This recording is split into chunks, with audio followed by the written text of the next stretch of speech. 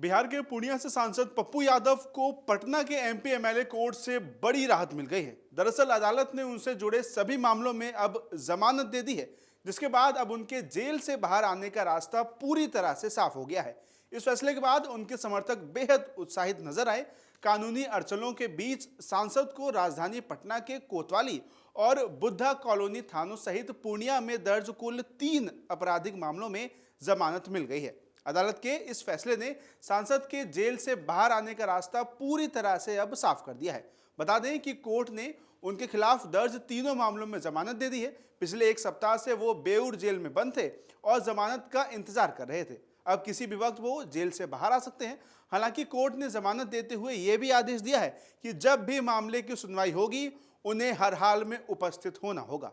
वहीं आपकी जानकारी के लिए बता दें कि पप्पू यादव की गिरफ्तारी 31 साल पुराने मामले में 6 फरवरी को हुई थी।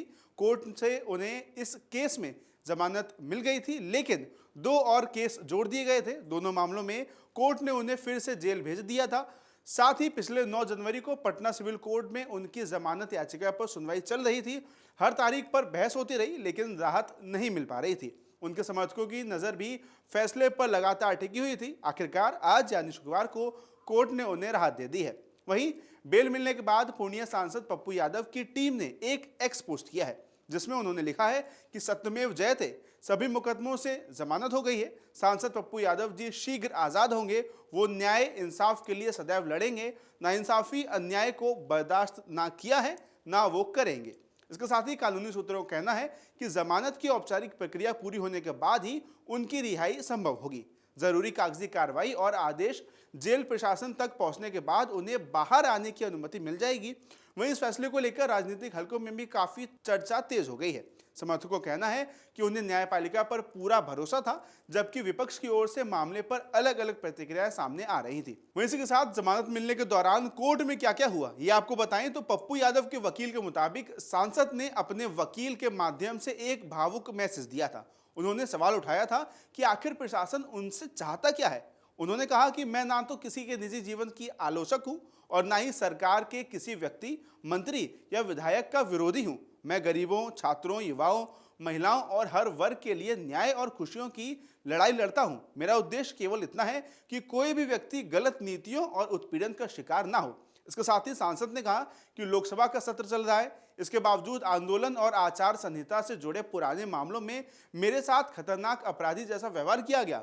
उन्होंने बताया कि 17, 18 और 24 तारीख के मामलों में वो थाने से जमानत पर हैं।